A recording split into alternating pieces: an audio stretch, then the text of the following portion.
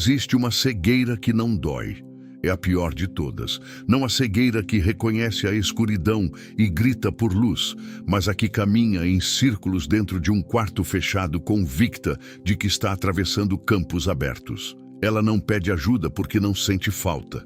Não busca o médico porque não sente a ferida.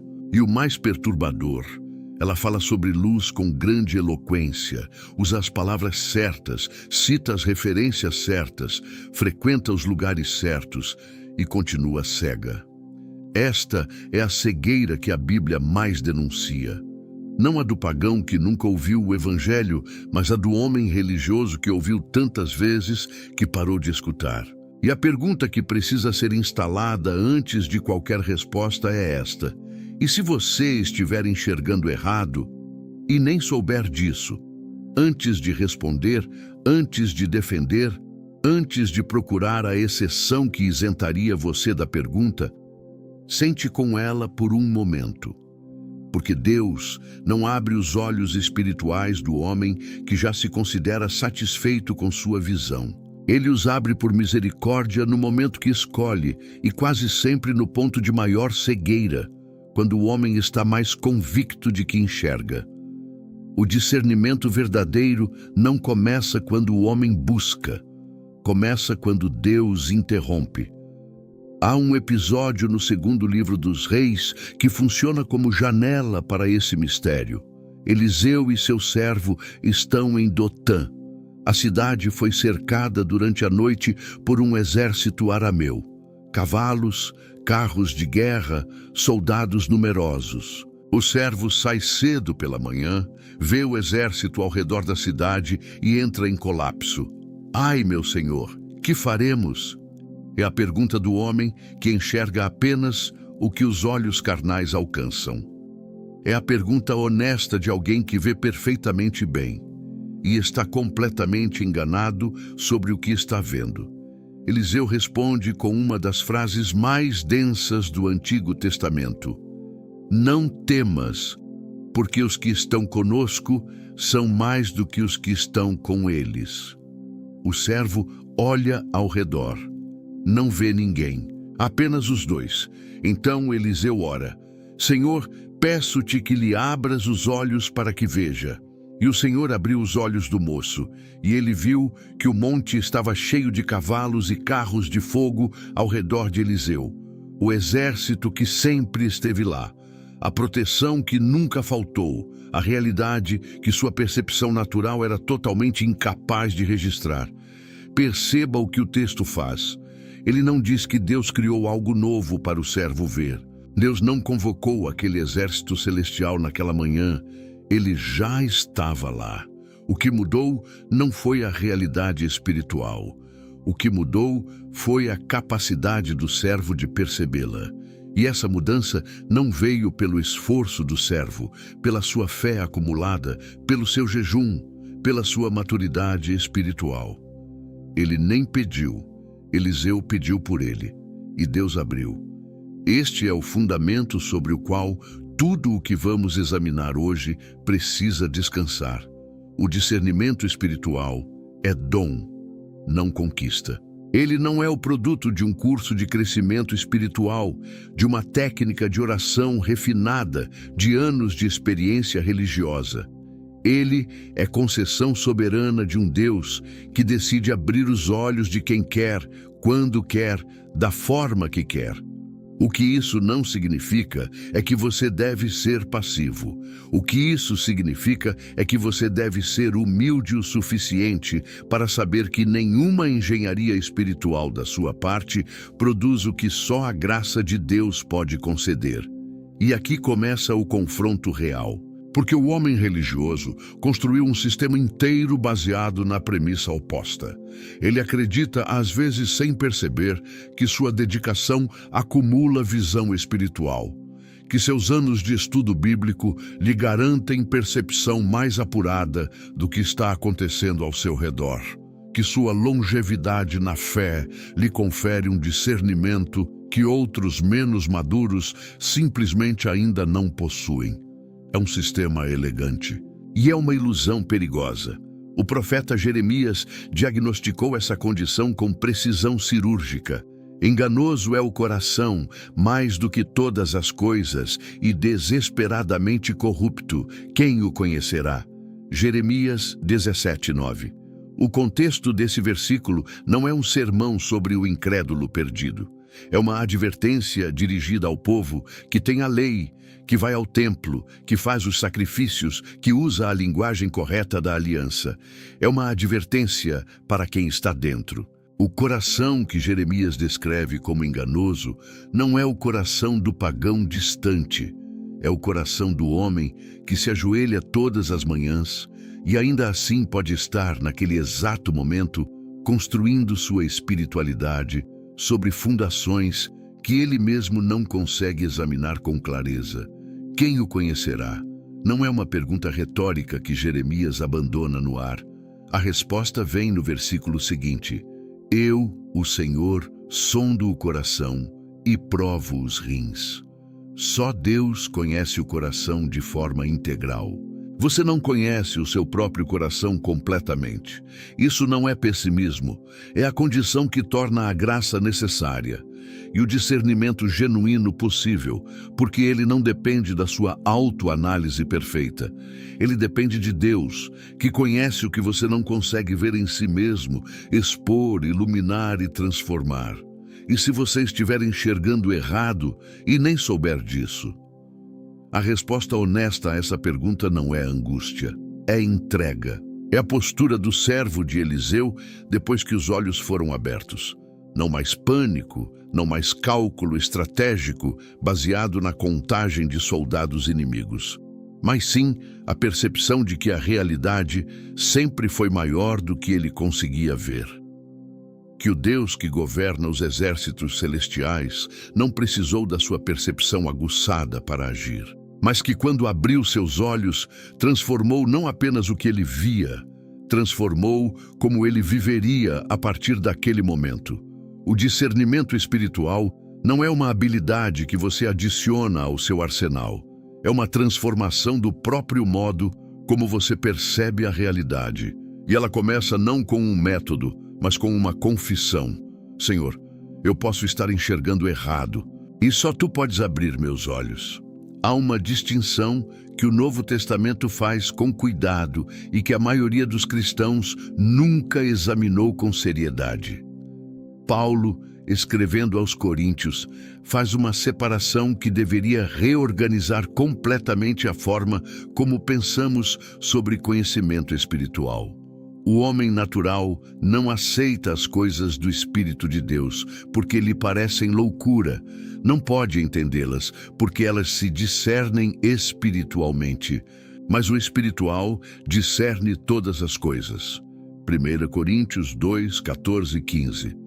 Leia esse texto de novo, devagar.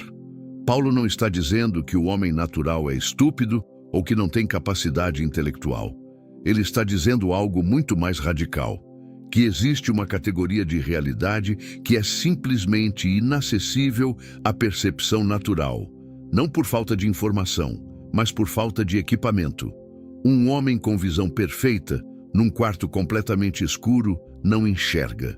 Não porque seus olhos sejam defeituosos, mas porque os olhos foram feitos para funcionar com luz, e a luz está ausente. O homem natural diante das coisas do Espírito está nessa condição. Não é defeito de inteligência, é ausência do instrumento certo. E qual é esse instrumento? Paulo deixa claro no versículo anterior.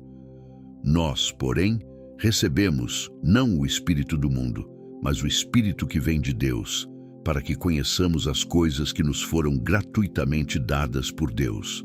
Veto 12. O Espírito Santo não é uma vantagem espiritual adicional para cristãos avançados.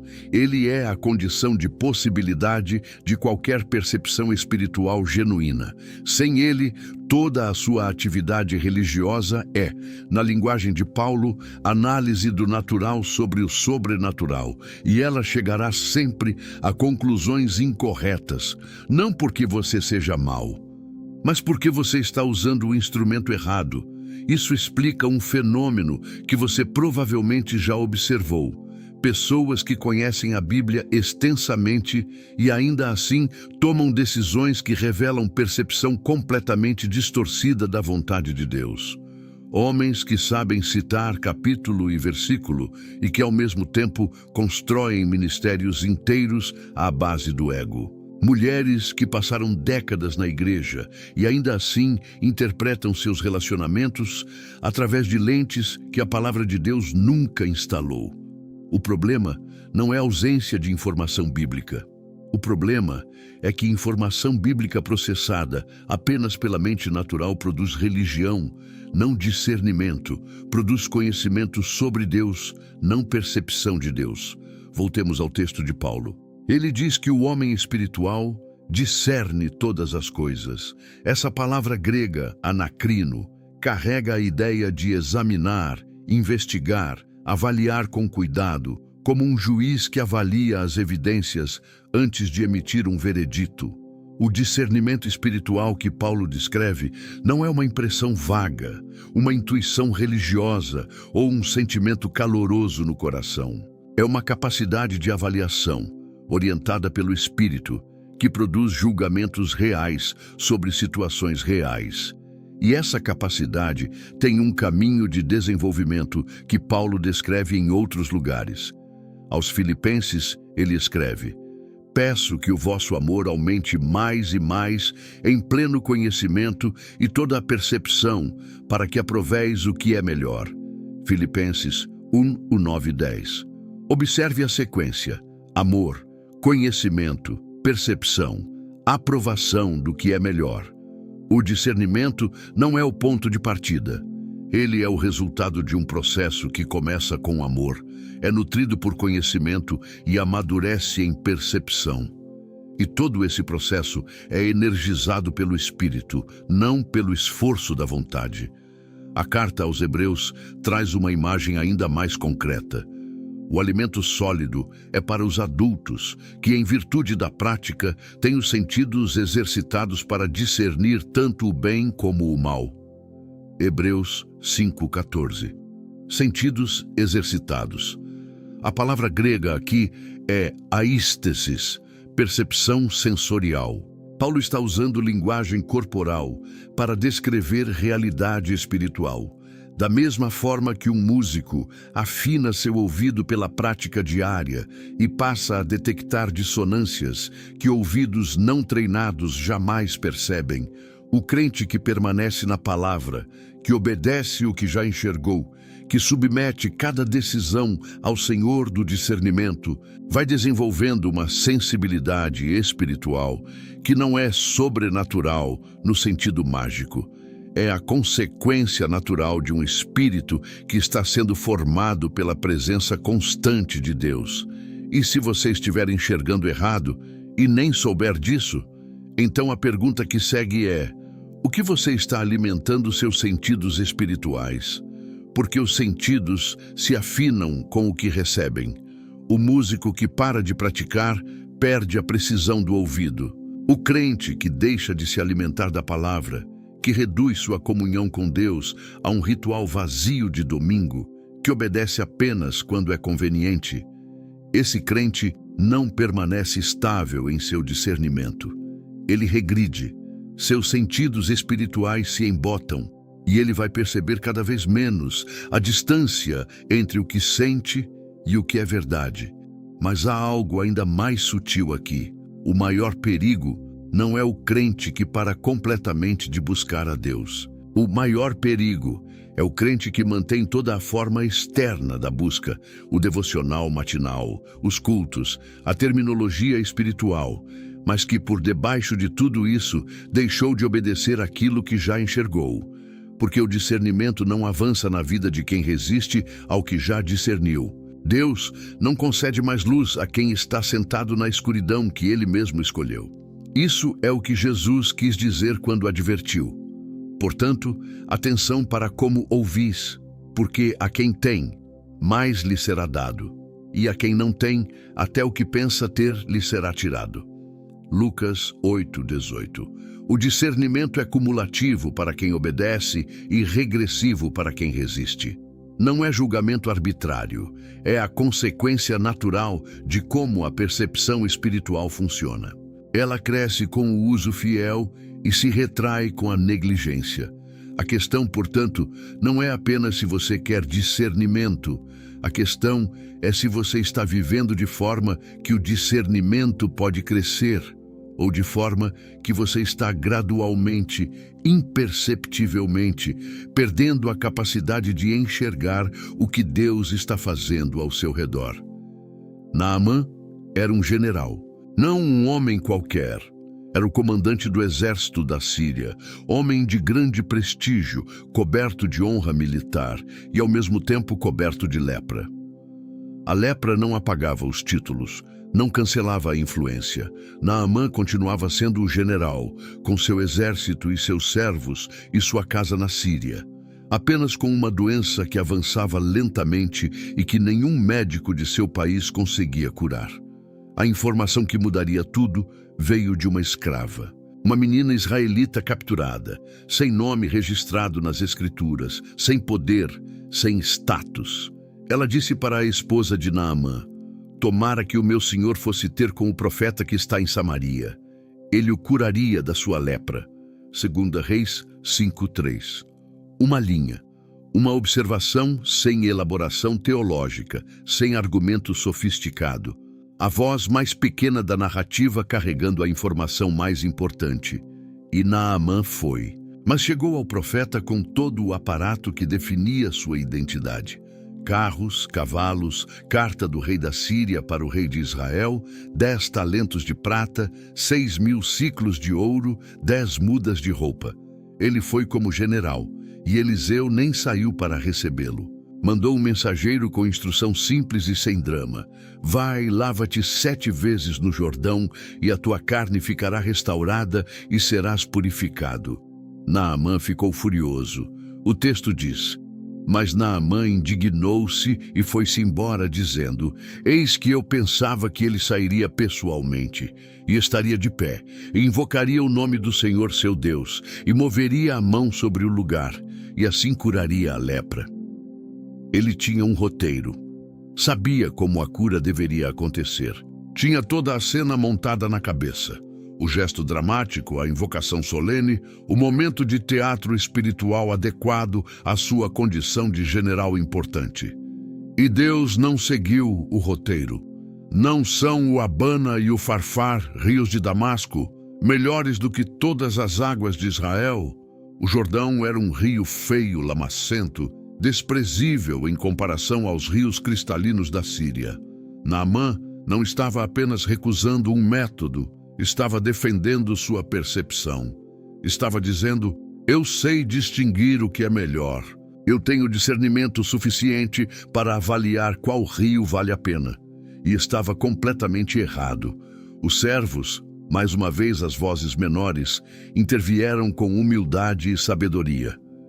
"Meu pai, se o profeta te dissesse alguma grande coisa, não a farias? Quanto mais dizendo-te ele: lava-te e ficarás limpo." E Naamã foi. Desceu ao Jordão, mergulhou 7 vezes, e sua carne ficou restaurada como a carne de uma criança pequena. O general que entendia de batalhas teve de aprender que não entendia de graça. O que cegava Naamã não era maldade, era expectativa. Sua percepção da realidade estava completamente filtrada por categorias que ele mesmo havia construído ao longo de uma vida de competência e conquista. Ele sabia como as coisas funcionavam no mundo dos generais, das batalhas, dos acordos entre reis, e transferiu essa lógica para a forma como Deus opera. O resultado foi cegueira no exato momento em que a cura estava disponível. Quantas vezes você fez o mesmo?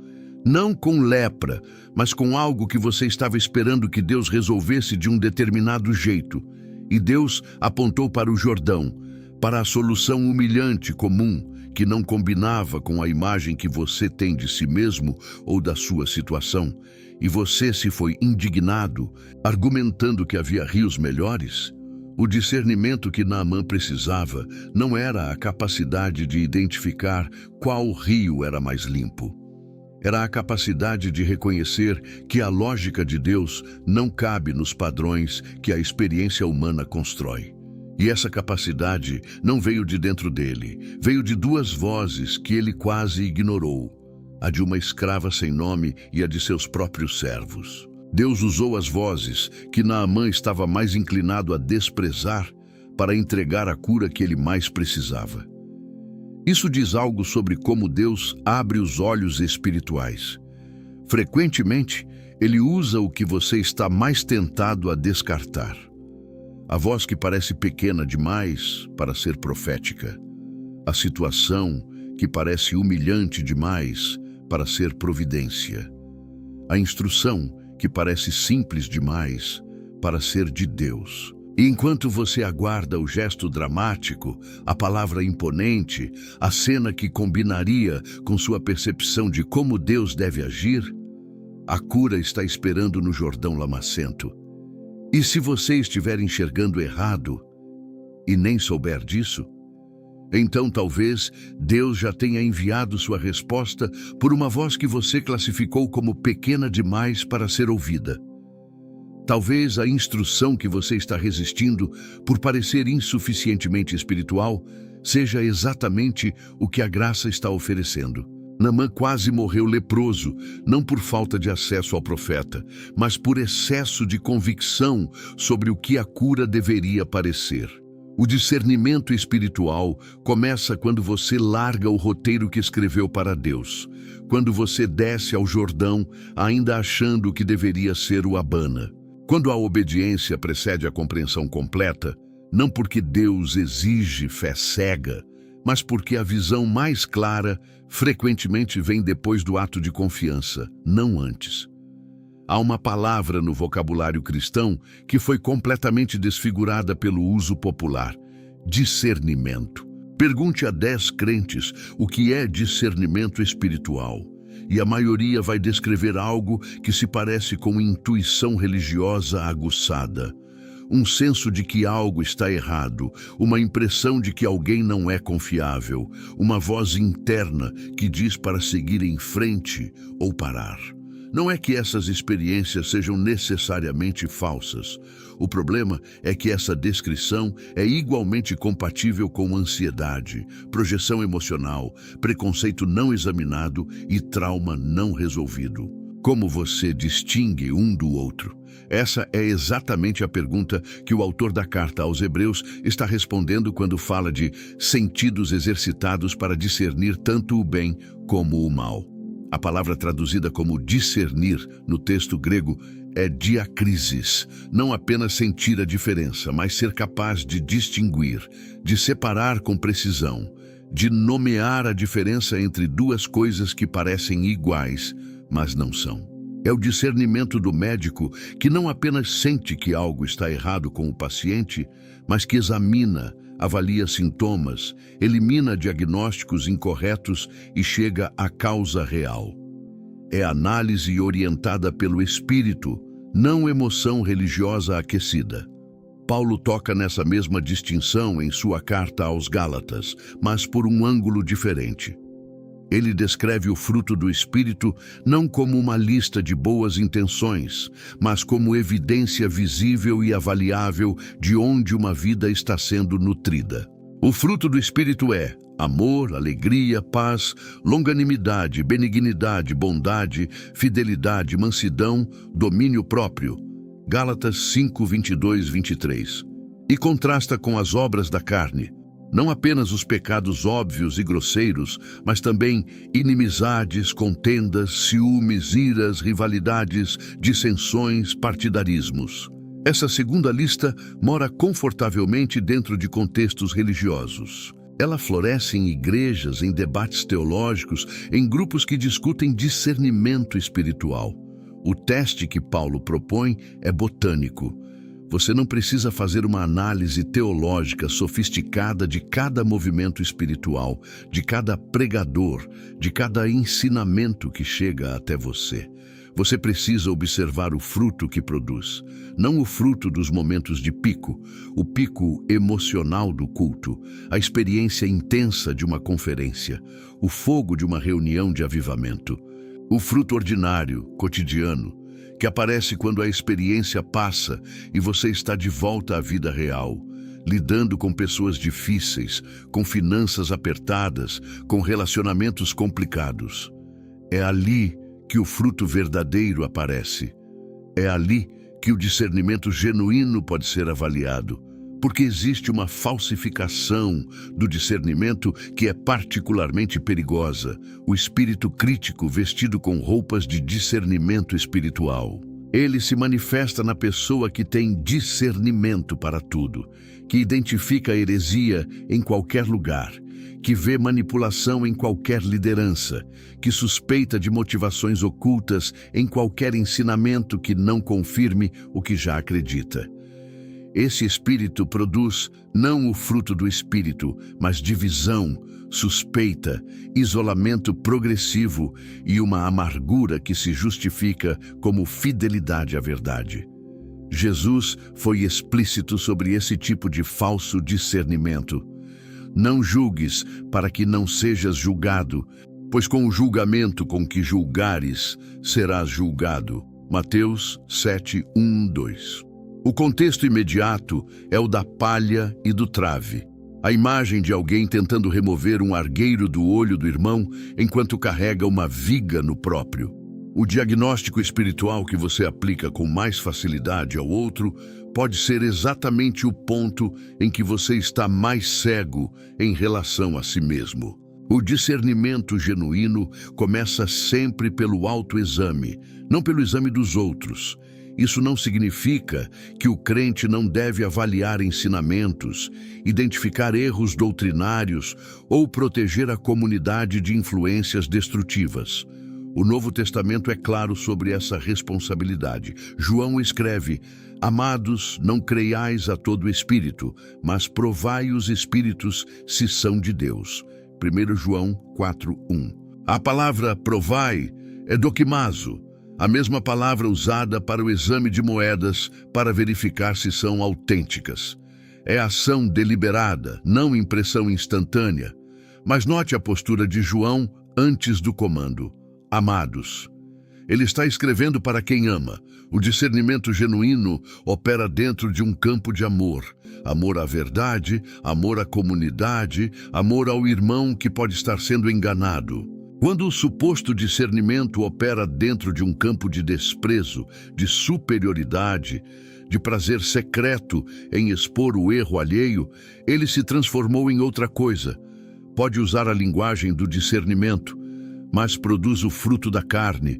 E se você estiver enxergando errado e nem souber disso, então examine o fruto do seu discernimento, não apenas o conteúdo. O discernimento que Deus abre em você vai produzir humildade diante da complexidade, compaixão pelo enganado, disposição de ser corrigido quando errar e uma relutância genuína em concluir precipitadamente. O discernimento que a carne produz vai gerar certeza rápida, satisfação em ter identificado o erro, resistência a qualquer questionamento das próprias conclusões e um padrão de relacionamento marcado por afastamento progressivo de quem pensa diferente. O primeiro produz Filipe, que ouve, que pergunta, que caminha ao lado do etíope até que ele entenda e seja batizado. O segundo produz os fariseus, que sabem as Escrituras, que identificam a transgressão com velocidade, mas que na presença do Filho de Deus concluíram que ele era demoníaco. O discernimento que Deus abre serve à vida. O discernimento que a carne forja serve ao ego. E a diferença, que parece óbvia quando descrita assim, é frequentemente invisível para quem está por dentro. Existe um silêncio no livro de Abacuque que deveria ser mais conhecido do que é. O profeta abre o livro com uma queixa direta a Deus. Até quando clamarei, ó Senhor, e tu não ouvirás? Ou te exclamarei acerca da violência, e tu não salvarás? Por que me fazes ver a iniquidade e contemplas a opressão? Abacuque 1, 2, 3. É uma reclamação. Não uma reclamação elegante, não uma petição reverente. É um homem que está olhando para a realidade ao redor e concluindo que o que vê não combina com o Deus em quem acredita. Abacuque não está perdendo a fé. Ele está exercendo discernimento, ou tentando. Ele está dizendo: eu vejo o mal proliferar, eu vejo a violência não ser contida, eu vejo o justo sofrer e o ímpio prosperar, e esse quadro não faz sentido teológico para mim. Mostre-me o que estou perdendo. A resposta de Deus, no capítulo 2, começa com uma instrução que é em si um ensinamento sobre discernimento. Escreve a visão e grava-a nas tábuas, para que o que a lê corra. Porque a visão é ainda para o tempo determinado. Ela se apressa para o fim e não enganará. Se tardar, espera por ela, porque certamente virá, não tardará. Deus não está explicando a Abacuque tudo o que está acontecendo. Ele está ensinando o profeta a relacionar-se corretamente com o que ainda não enxerga. Esse é um aspecto do discernimento que raramente é ensinado. A capacidade de confiar na coerência de Deus quando sua própria percepção não alcança o suficiente para montar o quadro completo. Abacuque não recebia uma visão que explicava tudo. Recebia a instrução de escrever o que tinha recebido e esperar o que ainda viria. O discernimento nesse momento não era a capacidade de ver o futuro. Era a capacidade de não concluir precipitadamente com base apenas no presente visível. Isso tem implicações diretas para a vida cotidiana do crente. Você está numa situação que não faz sentido, uma porta fechada que deveria estar aberta, uma relação desfeita que parecia ser da providência de Deus, uma doença que chegou no momento mais inconveniente, uma perda que contradiz tudo o que você havia interpretado como sinal de bênção. E a tendência natural, reforçada por uma espiritualidade que confunde discernimento com explicação, é concluir algo. Deus está me punindo, ou Deus me abandonou, ou eu cometi um erro irreparável que mudou o curso da minha história. Abacuque oferece uma terceira possibilidade. Você está dentro de uma visão que ainda não chegou ao fim. Você está lendo um versículo e tentando interpretar o livro. A percepção que você tem agora não é suficiente para o veredicto que você está tentando emitir. E isso não é convite ao passivismo. O próprio Abacuque ficou de sentinela. Uma postura ativa, alerta, de quem vigia à espera de uma palavra, não de quem se deita resignado esperando que o tempo passe. O discernimento maduro aprende a viver na tensão entre o que enxerga e o que ainda não enxerga, sem colapsar na ansiedade, nem recorrer a conclusões precipitadas para aliviar o desconforto da incerteza. O apóstolo Paulo atravessou esse mesmo aprendizado. Na segunda carta aos Coríntios, ele descreve uma realidade que deveria ser perturbadora para qualquer teologia de prosperidade. Somos atribulados em tudo, mas não angustiados, perplexos, mas não desesperados, perseguidos, mas não abandonados, abatidos, mas não destruídos. 2 Coríntios 4, 8, 9. A perplexidade que Paulo descreve não é ausência de fé. É presença de honestidade sobre os limites da percepção humana. Ele não enxergava tudo, mas sabia que o que não enxergava estava nas mãos de quem enxerga tudo. E se você estiver enxergando errado e nem souber disso, então talvez a sabedoria mais urgente que você precisa não seja uma explicação mais completa da situação presente. Talvez seja a capacidade de suspender o veredicto, de escrever a visão parcial que você recebeu, como Abacuque foi instruído, e esperar pela visão que ainda virá. Não como resignação, mas como confiança ativa num Deus que não opera nos limites do que você consegue perceber agora. O capítulo 3 de Abacuque termina com um dos textos de fé mais radicais de toda a Escritura. Ainda que a figueira não floresça, nem haja fruto na vide, ainda que a oliveira minta e os campos não produzam mantimento, ainda que as ovelhas sejam arrebatadas do aprisco e nos currais não haja gado. Todavia, eu me alegro no Senhor, exulto no Deus da minha salvação. Isso não é otimismo. Isso não é a fé do homem que está convicto de que tudo vai melhorar logo. Isso é o discernimento que alcança além do visível e ancora a alma num Deus que permanece quando a percepção falha. O caminho de Abacuque vai da queixa honesta ao assentamento inabalável, não porque a realidade mudou, mas porque a percepção do profeta sobre quem governa a realidade foi aprofundada. Isso é o que Deus faz quando abre os olhos espirituais. Não necessariamente remove a escuridão, mas revela que ele está dentro dela, governando. Saulo de Tarso não estava buscando a Deus quando o encontrou. Estava no caminho de Damasco, com cartas de autoridade para prender cristãos. Não estava numa busca espiritual, estava numa missão religiosa que, na sua própria percepção, era serviço a Deus. Ele mesmo descreveria mais tarde essa fase da sua vida. Quanto ao zelo, perseguidor da igreja, quanto à justiça que há na lei, irrepreensível. Filipenses 3:6. Irrepreensível. Essa é a palavra. Do ponto de vista da lei que ele conhecia e do sistema religioso que representava, não havia nada errado com Saulo.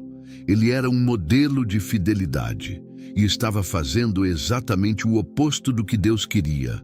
A cegueira de Saulo não era moral no sentido que a religião costuma usar essa palavra. Não era um homem dado ao vício, à imoralidade, à desonestidade.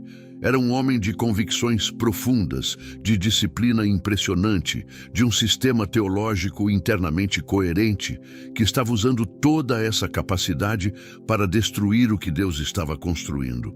Sua maior competência estava a serviço de sua maior cegueira, e Deus o derrubou. Não o convenceu, não enviou alguém mais eloquente para debater com ele. Não esperou que Saulo chegasse por conta própria à conclusão correta. Houve uma luz, houve uma voz.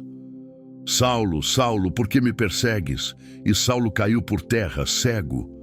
Agora literalmente cego, como se o corpo estivesse sendo forçado a habitar a condição que o espírito já ocupava. O que aconteceu nos 3 dias seguintes em Damasco é um dos detalhes mais significativos de toda essa narrativa.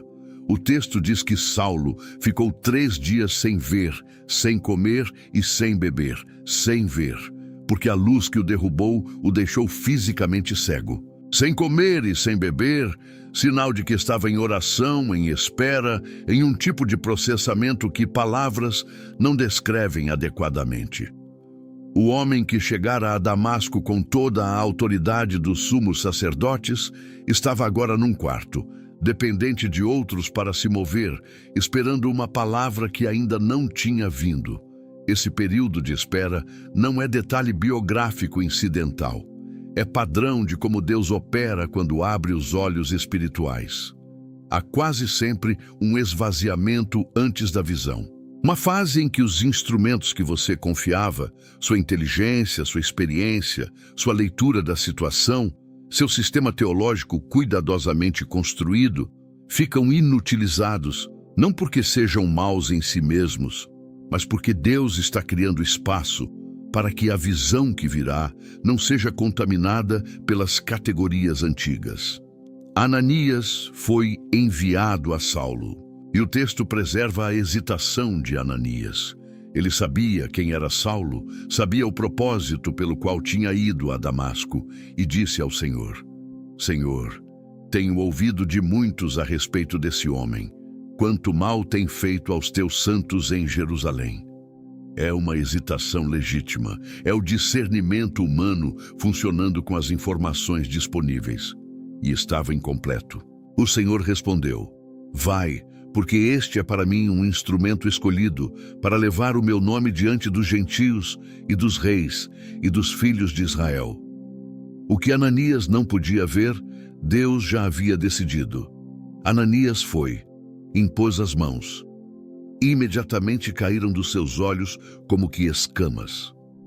A cura física foi simultânea à restauração espiritual. A visão que Deus devolveu a Saulo não era a visão que Saulo tinha antes do caminho de Damasco. Era uma visão completamente nova, os mesmos textos das Escrituras, a mesma formação de Gamaliel, a mesma mente extraordinariamente capaz, mas agora orientada pelo Espírito de Deus, em vez de pelo sistema religioso de Saulo. E se você estiver enxergando errado e nem souber disso, então considere a possibilidade de que Deus pode estar no processo de derrubá-lo. Não para destruí-lo, mas para restaurar uma visão que as categorias antigas não conseguem comportar. A fase de Damasco, os 3 dias de escuridão, não era punição, era preparação. Era o período em que o que Saulo sabia precisava ser reorganizado ao redor de quem Saulo acabara de encontrar. Esse padrão aparece em outras figuras. Jó, que após o turbilhão de sofrimento e de teologia simplista, recebe uma série de perguntas de Deus que não o explicam, mas o reposicionam. Elias, após a experiência do Monte Carmelo, que colapsa numa depressão e recebe de Deus não uma explicação, mas um pão, um cântaro de água e a instrução de dormir, porque Deus sabia que o profeta precisava de restauração física antes de receber visão nova. Pedro, que após a negação precisou de um encontro à beira do mar, não para receber uma reprovação formal, mas 3 perguntas sobre amor e 3 comissões de serviço, cada uma desfazendo uma das 3 negações. Deus não abre os olhos espirituais por meio de argumentação sofisticada.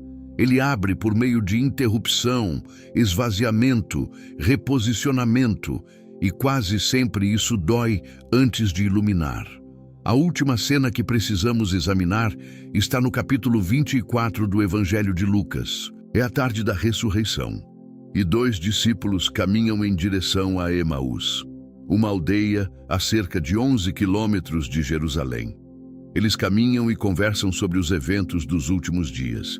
A crucificação, a morte, as notícias confusas sobre o túmulo vazio. E então, um terceiro caminhante se junta a eles, mas os seus olhos estavam impedidos de o reconhecer. Essa é uma das frases mais cuidadosamente escritas de todo o Novo Testamento. Não diz que os olhos estavam fechados, estavam abertos, eles estavam olhando para Jesus, ouvindo a voz de Jesus, caminhando ao lado de Jesus. Estavam impedidos de reconhecer. O impedimento não era sensorial, era de outra ordem. Era uma limitação que estava em operação por razões que o texto não explica completamente, mas que o próprio Jesus desfaria no momento que escolheu. Durante o caminho, Jesus expõe as Escrituras. Começando por Moisés e por todos os profetas, explicou-lhes o que dizia respeito a ele em todas as Escrituras. Eles ouvem a exposição mais extraordinária de toda a história da exegese bíblica, o próprio autor das Escrituras explicando o que escreveu. E ainda assim seus olhos estão impedidos. A informação não é suficiente para abrir os olhos. O ensino mais perfeito já dado não foi suficiente. Chegaram à aldeia. Jesus fez menção de continuar adiante. Eles o retiveram. Fica conosco porque já é tarde e o dia está na sua queda. Uma hospitalidade simples, sem drama, e então sentaram-se à mesa. Tomou o pão, o abençoou e o partiu e lhes deu. Então se lhes abriram os olhos e o reconheceram, mas ele desapareceu da presença deles. No ato de partir o pão, um gesto que eles haviam visto antes, num quarto em Jerusalém, numa Páscoa que havia se transformado em traição e morte e agora em vida, os olhos se abriram. O mesmo ato, o mesmo gesto, a mesma bênção. E de repente a exposição das Escrituras que tinham ouvido no caminho ganhou sentido completo. Não nos ardia o coração dentro de nós quando ele nos falava pelo caminho, quando nos expunha as Escrituras. A revelação que não tinha chegado pelos ouvidos chegou pela mesa. O discernimento que o ensino não havia produzido foi concedido no sacramento do partir do pão. Isso diz algo sobre os meios que Deus escolhe para abrir os olhos. Frequentemente, são meios encarnados, concretos, ordinários. Não apenas a aula de teologia, também a mesa. Não apenas a exposição bíblica, também a comunhão. Não apenas o ensino sofisticado, também o gesto simples que carrega a memória de Cristo. Deus usa meios. Ele escolhe a palavra, os sacramentos, a comunidade de fé, a oração, a obediência encarnada em pequenas coisas. E quando esses meios são negligenciados na busca por experiências espirituais mais intensas e diretas, o que se perde não é apenas a disciplina, é o canal pelo qual o discernimento se aprofunda. E se você estiver enxergando errado e nem souber disso, a resposta que esse texto oferece não é uma técnica, é uma postura, é permanecer no caminho com Jesus, mesmo quando não o reconhece. É reter a sua presença, mesmo quando não entende o que está acontecendo. É partir o pão, comparecer às mesas onde Deus se revela, nas formas simples e encarnadas que Ele mesmo institui, mesmo quando a experiência emocional não confirma que algo extraordinário está ocorrendo. Porque os olhos que estavam impedidos não foram abertos por esforço dos discípulos. Foram abertos por uma ação soberana de Deus no momento que Ele escolheu. Mas os discípulos estavam no lugar certo, na estrada com Jesus, retendo-o na casa, sentados à mesa. Eles não produziram o discernimento, mas estavam nos meios pelos quais o discernimento chegou. Esse é o encerramento do que precisamos aprender sobre como Deus abre os olhos espirituais. Não é passividade, é fidelidade aos meios. Não é esforço de autoprodução, é permanência nos lugares onde Deus se revela. Não é a certeza de que você está vendo corretamente. É a humildade de quem sabe que os olhos podem estar impedidos e que só Deus os abre. A pergunta que acompanhou tudo isso precisa de uma resposta agora. E se você estiver enxergando errado e nem souber disso, a resposta é: então você está exatamente na condição em que Deus pode abrir seus olhos. Não a condição da competência espiritual acumulada. Não a condição do discernimento autossuficiente. A condição da necessidade reconhecida, da humildade que não defende sua visão, mas a submete ao Senhor da visão. Abre os meus olhos para que eu veja as maravilhas da tua lei, orou o salmista no Salmo 119:18. É a oração mais curta e mais necessária que você pode fazer. Não pedindo confirmação do que já acredita, pedindo abertura para o que ainda não alcança. Não com a confiança de quem acha que está quase chegando lá, mas com a honestidade de quem sabe que sem essa graça, os olhos mais religiosos do mundo podem estar olhando para Jesus na estrada de Emaús e não o reconhecer. Abra meus olhos, Senhor, não para confirmar o que já vi, para ver o que ainda está escondido da minha percepção limitada, porque Tu conheces o coração que eu não consigo conhecer completamente. Porque Tu vês o monte coberto de cavalos de fogo, que minha ansiedade me impede de perceber.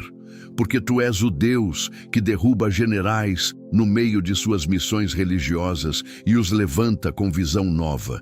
Porque Tu és o que parte o pão e abre os olhos no momento que escolhes, e escolhe agora.